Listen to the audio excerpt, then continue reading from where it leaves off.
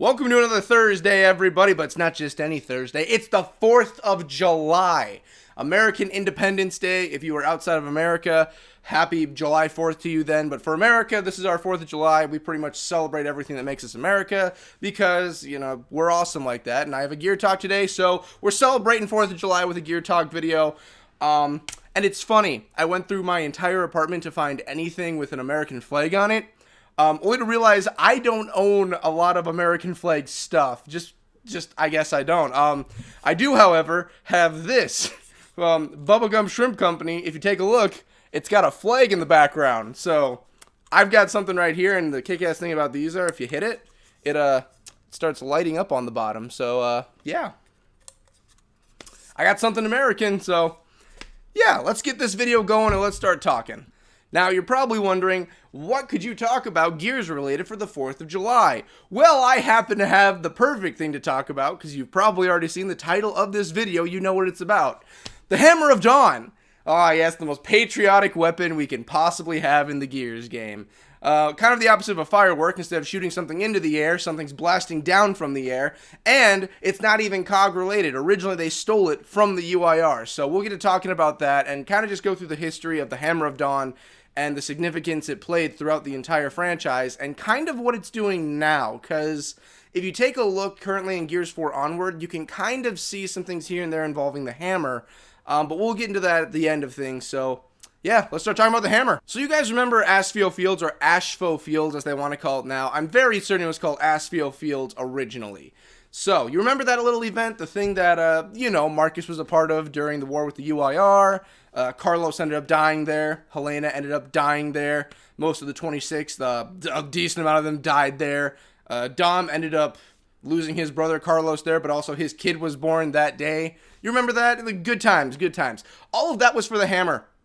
All of it. The only reason that happened was because they were going to go in, the 26th RTI, pretty much the grunts, were going to go in and distract the UIR while the Covert Ops team pretty much went in, the commandos pretty much, because Dom was a commando now that I think about it, led by Hoffman, and they're going to sneak in and grab the plans and leave.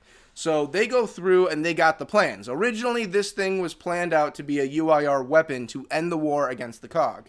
They went in. Pretty much the plan with the UIR was they were going to go in with it, they were going to shoot it off a few times, and they were going to be like, this is what we can do now. Unless you want us to level all of the COG territory, you might as well just surrender now. That was their goal, and it sounds kind of reminiscent of what kind of 4th of July-wise, we'll go into some more American stuff, what America kind of did over to Japan when we dropped some, yeah. Anyway, that was their original plan for the UIR, what they were going to do with it. And the UIR scientists were working on it, and they were close to figuring it out and getting it done. Because, again, the UIR, originally the plan with the hammer, and how we know it today, was there were going to be satellites positioned all throughout the sky, or in space pretty much. And when the hammer was detonated, or it was told to go off, those satellites would shoot a laser that comes down to the planet, and it would hit whatever it's specified to hit. That is how the hammer pretty much works, and how the UIR was already working on it.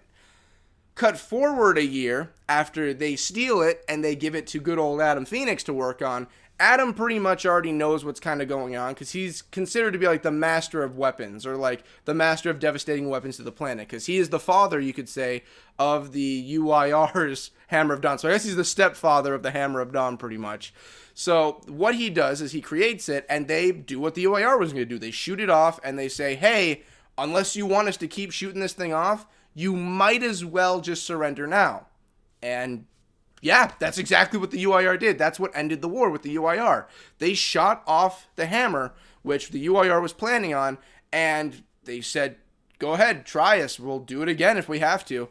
Now, you might be thinking like, well, if the scientists knew about it, then obviously they could just replicate it for the UIR. The thing that happened during Aspho Fields is that when the commandos went in, they were pretty much told, gather these 3 certain scientists that are working on it, and pretty much kill off everyone else. That's what they were told. Hoffman is a man of the rules and everything, and Dom kind of has a soft spot. So at the end of the day, they kind of, you could say end of the day, they kind of came to a pretty much a stalemate on what they were going to do. Dom was still going to follow orders no matter what, but even Hoffman was like, we can't be killing these people. They're just scientists. So they pretty much told him, run, get out of here. The three they did take were like the main people working on the hammer, though. So when they took them, they took the people that knew what they were going to be doing with the hammer. So all the intel they had for how to replicate the hammer was gone with those three. So yeah, that's pretty much how it originated for the events of Asfio, was involving that, and what originated the hammer itself. Cut forward another year after that, after we have our good old 6 weeks of peace, after we have the locust coming up, after a decent portion of the population of the planet, unlike what Jin said in 4, is wiped out within 26 hours, cut ahead a year. Just 1 year out of this, I believe it was 17 years the Locust War went on for. Just cut ahead 1 year into the war. Humanity's on the verge of completely losing and being donezo. And Prescott is now in charge because the last chairman was either, I think he was killed. If I remember right, the last chairman was killed. So Prescott's in charge, and he makes a decision not a lot of people were on board with, but at the end of the day, you kind of understand why he did it. He decides, good old Prescott, remember, leader of the entire COG at this point, he's the chairman, I'm going to nuke this planet with the Hammer of Dawn. The entire planet is going to get glassed by these giant lasers out of the sky. I am going to slash and burn every single thing the Locust could possibly use against us. Everything will be destroyed. It does not matter who is there, what's going on, it is going to happen. And let's just say the Hammer really did screw up a lot of lives. The Hammer is pretty much the reason for why they're stranded in the world. Because when the Hammer came down, Prescott only gave people either 2 to 3 days to get to Jacinto, to get to the capital, and if you were not in Jacinto, you were getting leveled along with the laser. Now, they are stranded, so obviously it's not like the entire planet itself was hit by one giant laser that touched every square inch of the planet. No, the stranded were able to hide off, or some of them, like Dizzy, they knew it was coming, but they didn't know what the extent would be. So Dizzy was just chilling in a gas station at the time, and when it went off, it just so happened the gas station was outside the city, so it's not like they targeted that one main gas station, you know? So Dizzy survived because he was in an area that just wasn't going to be hit. The South Islands, a lot of them were safe because the Locust just never really popped up that much there, so they never really did get hit with it. Because they targeted key locations and major locations, but like minor areas where the Locust aren't prevalent just weren't hit in general. So when it came to the Hammer, it was odd because that was the first time we saw, and it makes you wonder what the transition period was, where when the Hammer was set off, you needed 3 keys to activate it. One from the leader of the government. You needed one from, I believe Adam had to do it too because he was the head scientist pretty much. He was the creator of it. And Hoffman also turned it because I believe Hoffman at the time became the head of the military, or he was very high rank. So those 3, or it might have been 4 because I think someone involving the treasurer of the country had to have it too. I don't remember too well if there was 4. But they ended up turning the keys and activated all the hammer strikes. Jump forward another few years. I believe a year after, so 3 more years from there, you have Marcus, who now the Hammer of Dawn is more of a portable device that's able to be aimed and fired like a gun, like we know it personally from using it throughout all the games. So he goes in with it, and now it's more, and this is also how, you know, Marcus ended up in prison, it's more you aim and shoot, but you have to wait for everything to line up.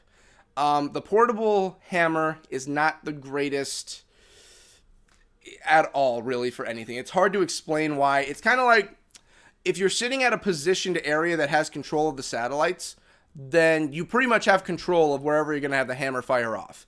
The problem with the portable, though, is that you don't have control of satellites. You only have control of if a satellite's in the area where it's going to fire in that general area. So if the satellite goes away and you're not under its orbit, you can't activate the hammer because there's nothing above you.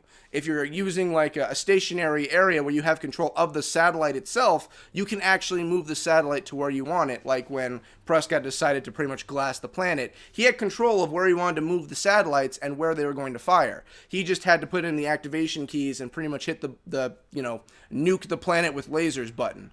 So the portable is pretty... It works if you're able to have it at the right time. It's very good if you have it for the time you need it. Also, there's a lot more pieces and equipment that come with it. It's not just like, here's the one item you have, now go ahead. There's also like a targeting lens. There's multiple items that go into it. In fact, it wouldn't fire because when Marcus ran off, when he was going to go and try and save Adam, he actually had like the targeting device in his pocket still. He didn't have it with the hammer. So when people got a hold of the hammer, they couldn't fire it off. They were unable to target with it. They were not able to activate the Hammer of Dawn. And I'm guessing no one had control of the satellites either, so they were pretty much FUBAR right there.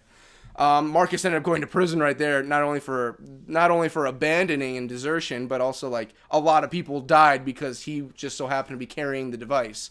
So that's why Marcus ended up going to prison. So Marcus kind of blew it on that one, but at the same time, the portable Hammer of Dawn is not really reliable in the beginning. All right, and then from there, we don't really get anything more hammer-wise. Towards the end of the Lambent War, and the Locusts were still around too, so I guess technically it's still the Locust War. The satellites were just mangled beyond belief in orbit. A lot of them were hit by debris. A lot of them were destroyed or finicky. So the hammer really wasn't used that often. It was used, but they weren't reliable anymore. Not a lot of people were like, the Hammer of Dawn is our go-to. No, it was more like, we need to survive and we'll salvage what we can and use that. Like, if there's a hammer strike that's going to come down, we're going to be lucky if we can have it happen. So there wasn't much that really happened during that portion. That's why it wasn't a really big thing in 3, because it just never really occurred that often to have a hammer strike go off. And then cut forward 25 years. Now, this is where it's more theory related, but you can see similarities with this. DB Industries, led by Damon Baird, of course, you can really tell they took a lot of inspiration with their weaponry, at least some of it, with the Hammer of Dawn technology. Because look at the M-Bar, for instance. The M-Bar is pretty much a aim, charge up, and then fire off type of weapon. If you take a look at the hammer, when you aim that thing and target it, you have to wait for it to pretty much target into the area, and then it'll go off. And you kind of see that same technology used with the M-Bar, because you have to sit there, target, wait for it to charge up, and it shoots off. So I want to assume that Damon, good old Baird, probably took the technology he had from the hammers, and he probably got a satellite out of orbit or something, or found one that was crashed that was still operational somehow. And he probably started tinkering with it and found a way to use it in a portable way, the satellite itself. Not just the targeting device, but a satellite built one pretty much in your hand that can be fired off, and you have the trigger for it. So I want to believe he took the technology from that and used it with the M-Bar, because the M-Bar is a very odd weapon. We never had a lot of laser-esque type of weapons in Gears. We never did, aside from the hammer. So it's really nice to see that we're actually getting more, more expansion on things that were already used. They're using the old tech and modifying it for the current day and age. Like, for instance, if you take a look at the Overkill, it really does, like, no joke, it really does look like this. It looks like 4 Nashers stapled together going off. It really does, except it doesn't use, like, buckshots or anything. It mostly just uses, like, it looks like air compression in a way. Like a mix, kind of both. But we're not here talking about the Overkill. That'll be for another day. This is 4th of July Hammer of Dawn Day, so yeah, I believe the M-Bar is probably like recycled Hammer of Dawn technology, or at least it's what they're going to be using forward, because it works well enough. Because if a Hammer of Dawn is coming down, it's going to take down whatever it hits. All right? The M-Bar, it's going to do a major amount of damage, but it's not going to outright just kill you on the spot. The hammer would. The hammer is huge. It takes a satellite to shoot this thing off.